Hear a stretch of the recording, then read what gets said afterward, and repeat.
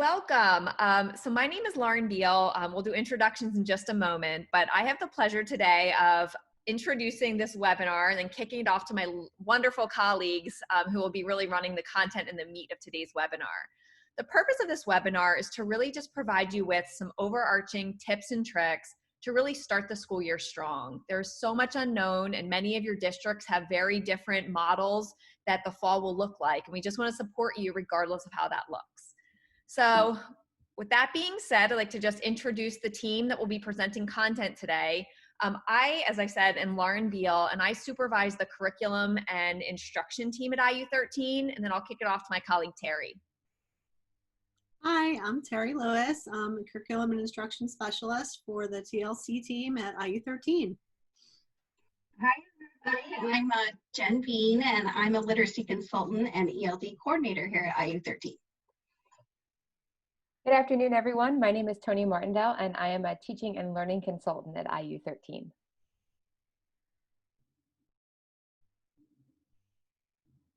Laura, you're muted. Okay, sorry. Hi, I'm Laura Lent, and I am the supervisor of the Staff Development and Training team at IU13.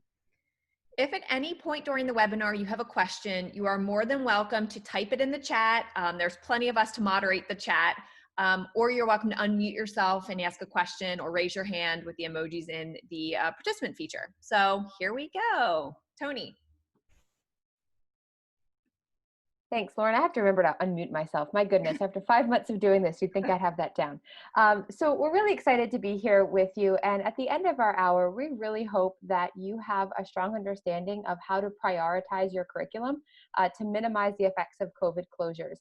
And the reason we want to do this is to ensure that all students have access to complex learning opportunities, and we're not spending the year in that cycle of reteaching and remediation. And then finally, looking at the role that assessment plays as we start the year off to understand where our learners are and to provide the supports that they need in order to be successful at accessing grade level material. So we were going to use introductions in the chat, but because there's only 2 of us, I'd like you to take a moment and grab the mic if you feel comfortable, and if you don't, feel free to type it in the chat. But just to get to know you a little bit better, if you could share who you are, where you work, and what you do, and then what is a hope, concern, or question that you have as we start the 2020-2021 school year? All right, I'll start. I am Jessica Meisel. I am a reading specialist at Quarryville Elementary in Solanco School District. Hope, concern, question, all of them, everything. Honestly, my brain is kind of spinning with it all. I guess I'm just trying to figure out how to best both support my students in the flex model that we're using both in person and virtually, both asynchronously and synchronously, and then also being a support for the teachers that I work with as well as a reading specialist, and kind of providing them with some additional support as well. So I'm looking for all the help I can get. So thank you for these webinars. Awesome. Well, hopefully you can leave today with some tips and tricks and ease that anxiety a little bit, but I know we're all kind of feeling it. All right. And then, is John still on with us, or is it just Jess right now? It looks like we may have lost John. Is that right, Lauren? Yes, it looks like John isn't around anymore. All right. So thanks, Jess. And I'm going to pass it over to, I believe, Laura is up next. Okay, I remembered to unmute this time. So we want to talk a little bit about a term that's being floated in the media called the COVID slide. So this, I think, was coined by a document from the Northwest Evaluation Association. If you use the NWEA MAP assessment tool, you might be familiar with NWEA. Anyway, this document shows some slides that were generated based on using an algorithm that projects potential loss from last spring due to COVID shutdown. But those algorithms are based on summer learning loss, which calculating summer learning loss to begin with is controversial and not quite equivalent to having students online. However, prepared we were last spring to be able to provide 100% virtual engagement. So we have to keep in mind that these graphs are general and global in their projections and not evidence-based national reports. There is a graph for both reading and then for math, and they look at a comparison of what we would anticipate might be typical summer loss compared to COVID slowdown versus just the total, what they're calling the COVID slide. So I'm sure this may create a lot of anxiety amongst our educational stakeholders when we start to really face what skills students come back to school with.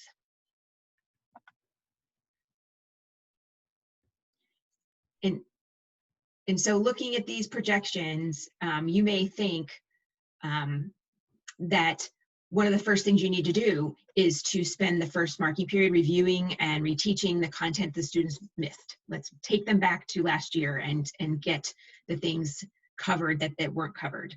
Or maybe we can just kind of lower our expectations and we can get kids caught up. Or maybe we need to adjust the scope and sequence and just remove some units. Or maybe remove the rigorous content in the projects and activities, and we can just cover more material at a basic level.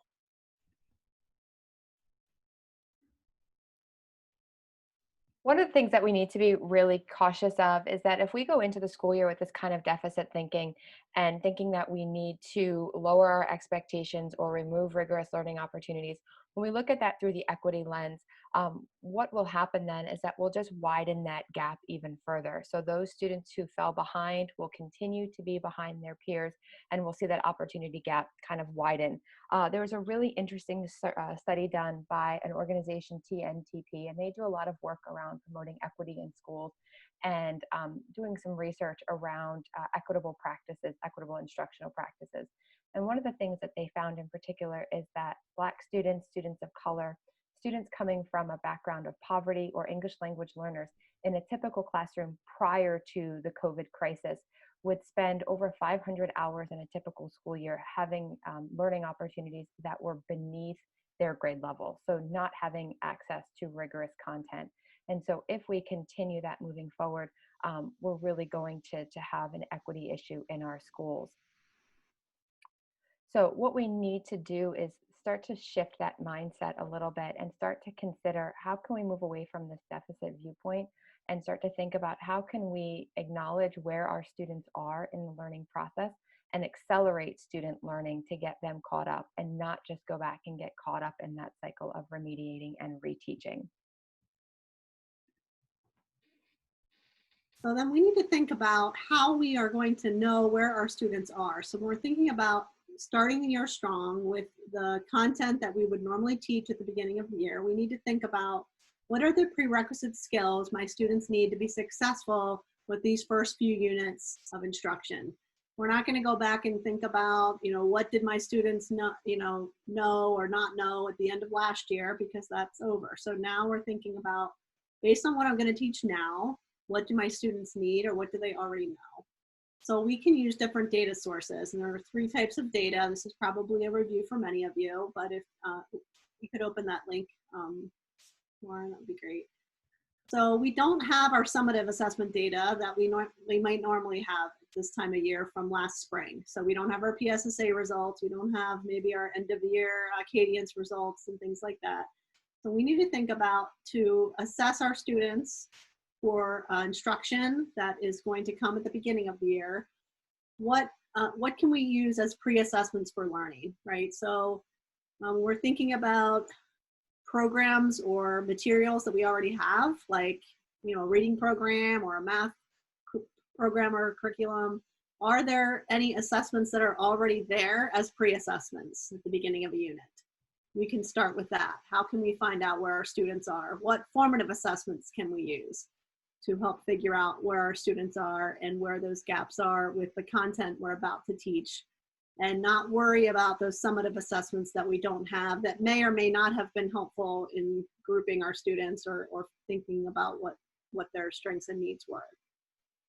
So if we can go to the next slide, Lauren.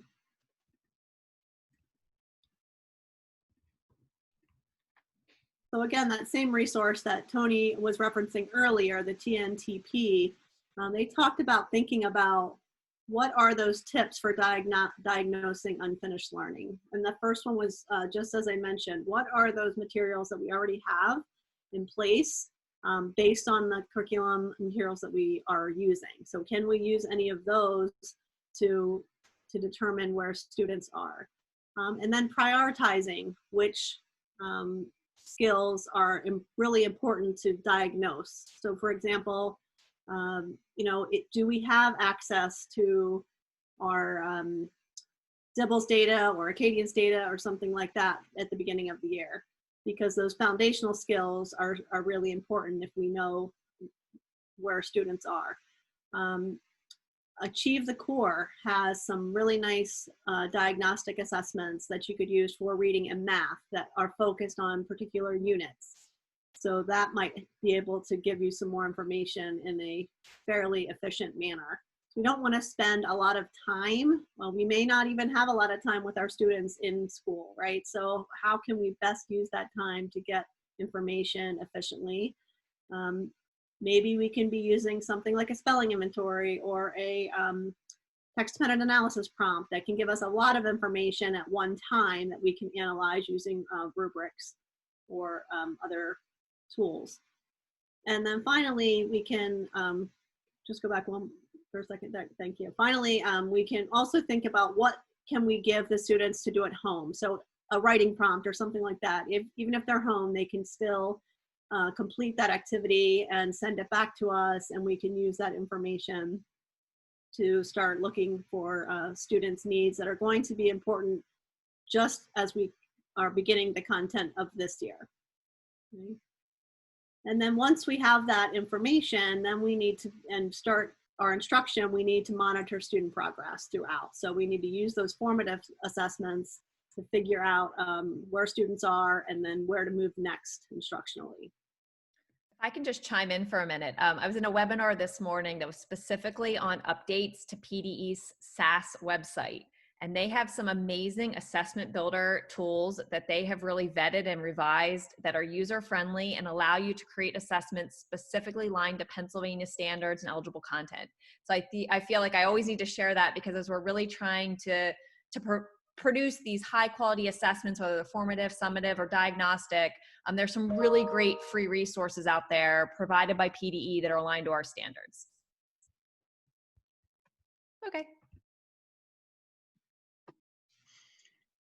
Okay, so back to the thought of where our students will be when they show up at our door. Sometimes it's great to be able to conceptualize what are those elements of instructional adjustment that they might have missed last spring. So to review those, one is just content coverage and how much content were we able to cover in that more challenging environment. How much teaching and instruction was received. So we know there's a whole body of research about academic engaged time and how that is a significant correlate to academic outcomes.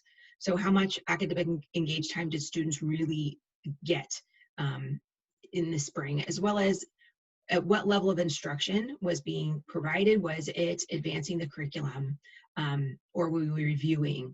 And the intensity of that instruction. Were they able to get some one-on-one and small group work with lots of opportunities to respond, to be able to get corrective feedback? What were those adjustments made for them? And so thinking about each of your students, which of those elements varied the most for last spring, and were they adjusted up or down? That might help you understand better where you need to start this fall. I think one of the most striking things that I've encountered in the last few years has been this realization amongst researchers. Tim Shanahan was who brought it to my attention, that instructional theory is really not evidence-based anymore. So we used to believe, especially in my world of special education, that in order to close a gap, you needed to take the student back down to their independent level, to find an instructional level. And really, so the theory is that that's where students need to be taught, not at their frustrational level. But the research doesn't confirm that theory. They've done some studies where they've compared students being taught at instructional levels versus frustrational levels, and the outcomes are actually higher when they're taught at their frustrational levels.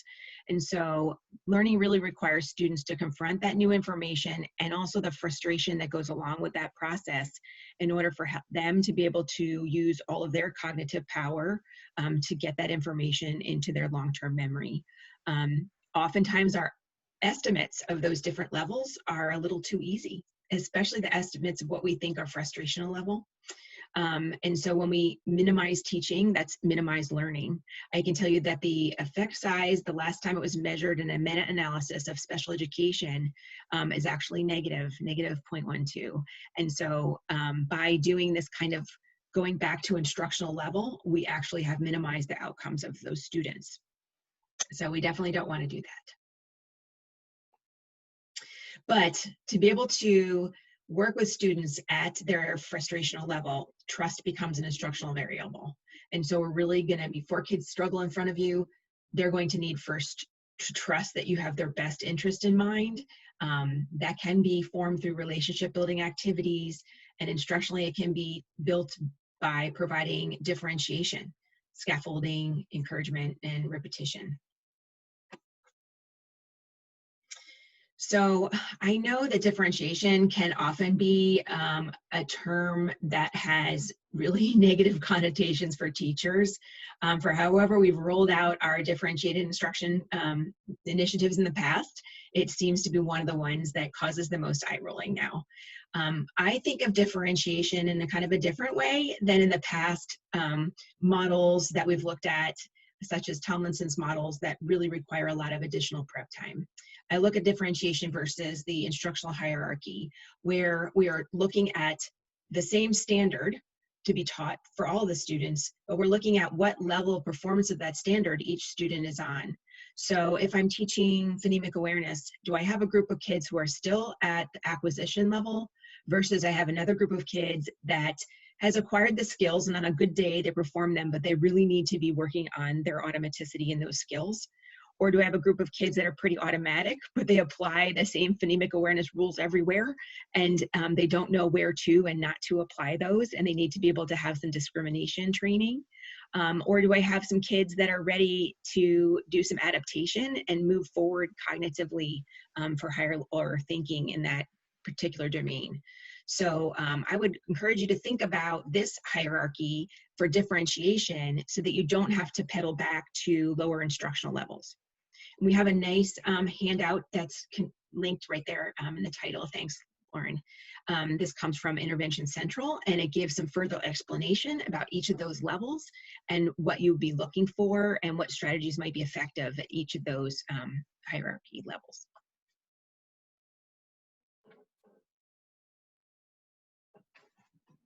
All right, so let's think about the following, right? We've heard now that we need to create a plan to accelerate our students' learning.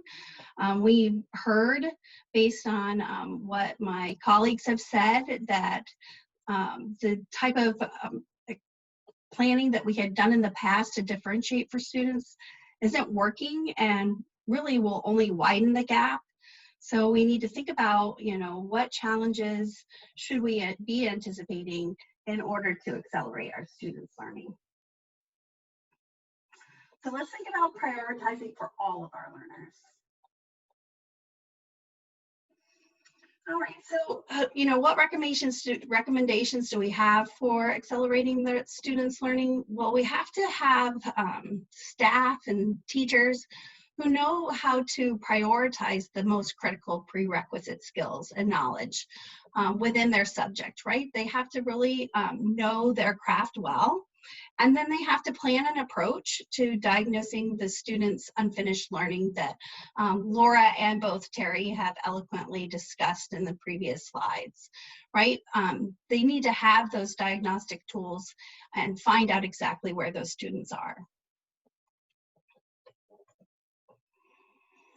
So, you know, again, it comes to understanding the demands of your grade level materials and content, and being able and having teachers that can look closely at the standards and topics, tasks and units that they'll be teaching across this year.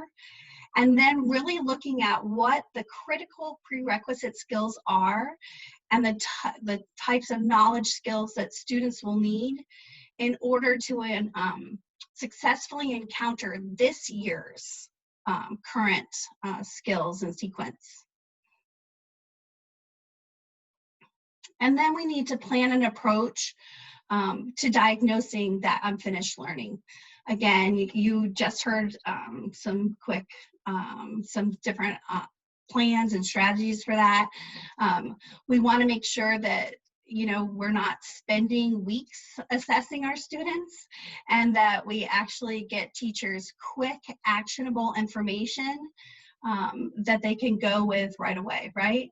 And gives them that quick prioritization of the skills that they need to work with their students. And then through that knowledge, they'll need to take a look at your scope and sequence and pacing for each subject area and grade level, and really think about the acceleration and support that might be needed, and then adjust your pacing based on that, right?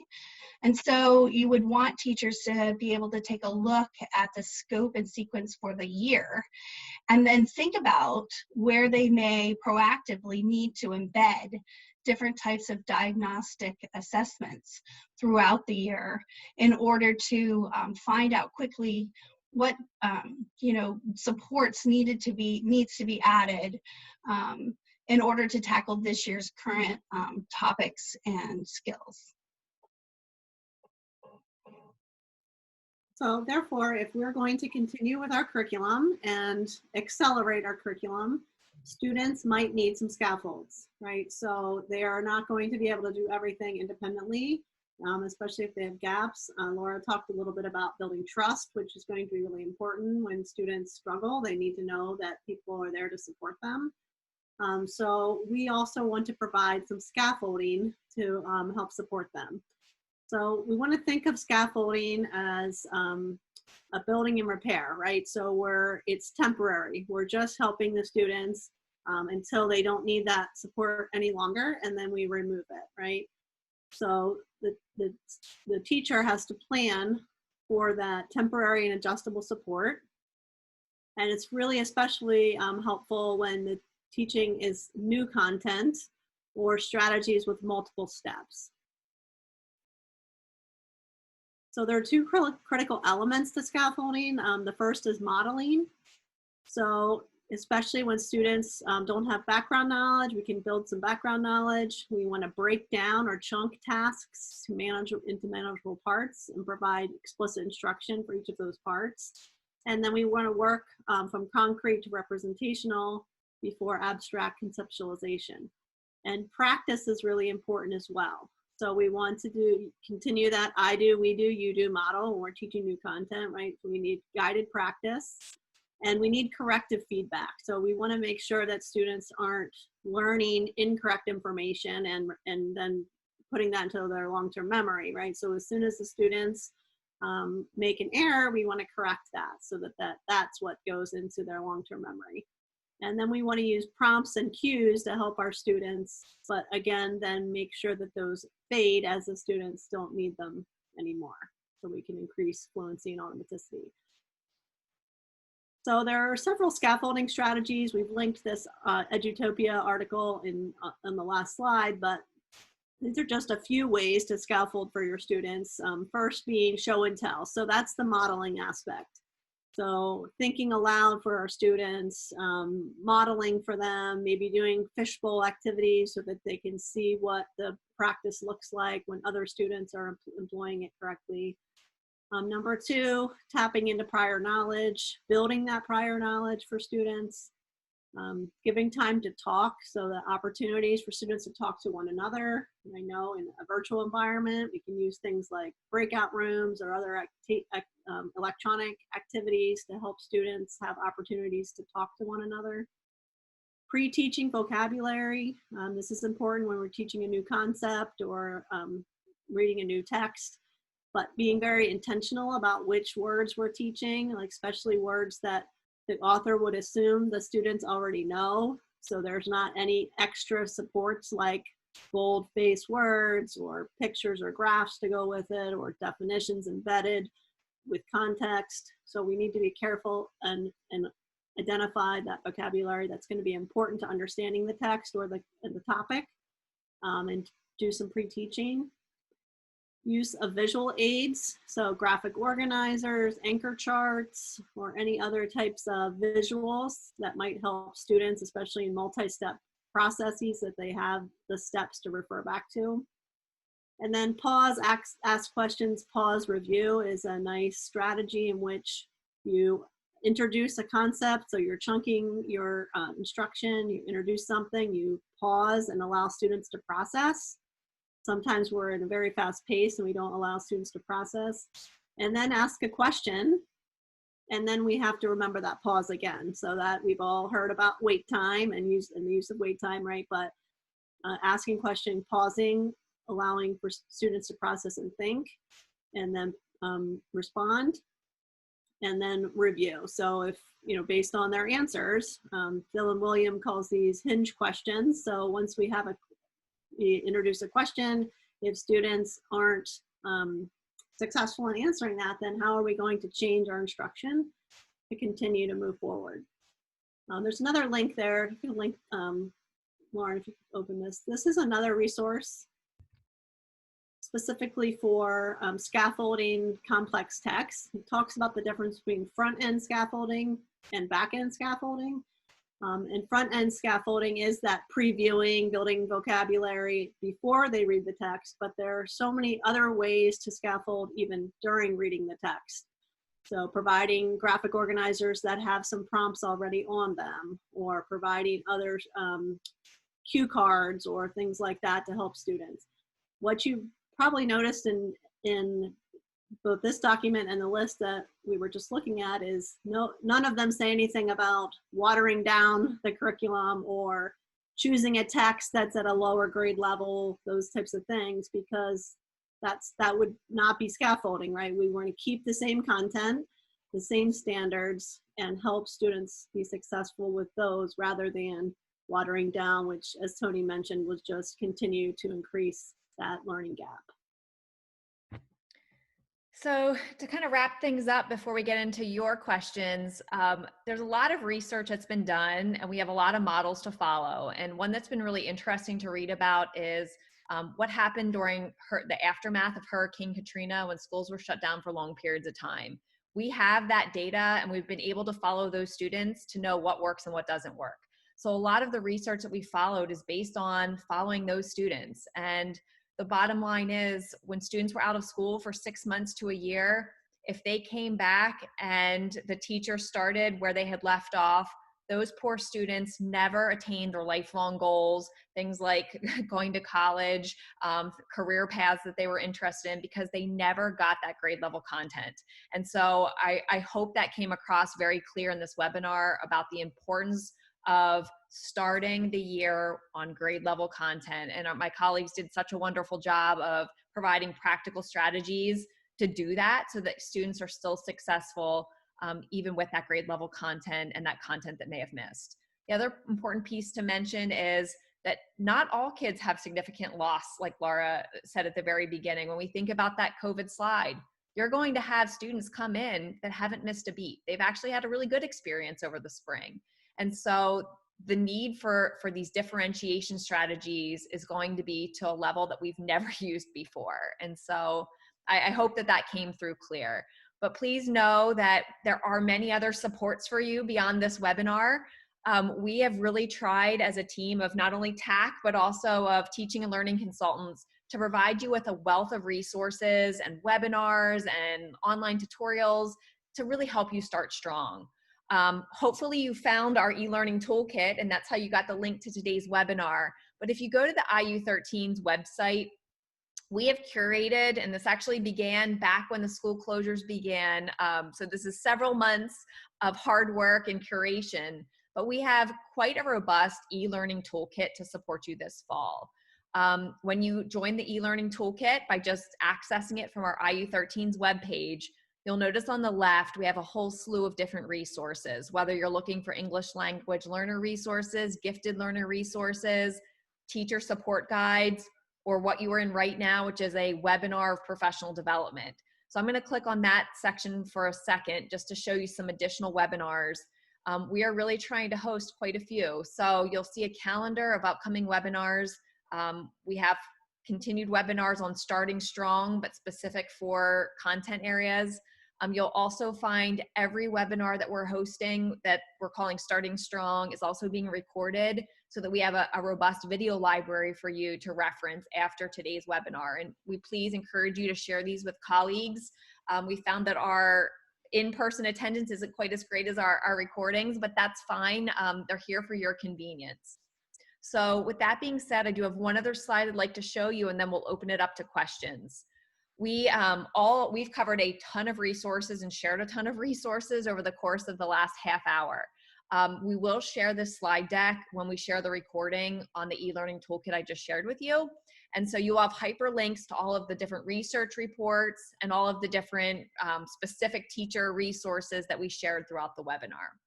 So with that being said, I'm going to mute myself for a moment and open it up to audience questions. No pressure. So you're welcome to unmute yourself. You can type something in the chat, and we'd be happy to try to problem solve with you or answer any questions you have.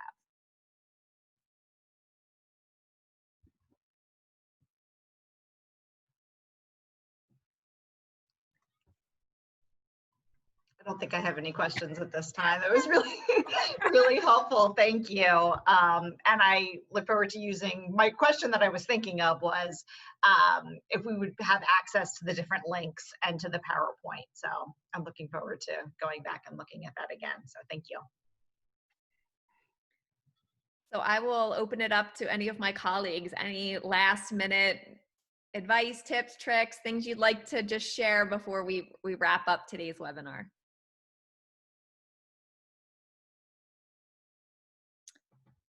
Okay, I'm going to stop the recording.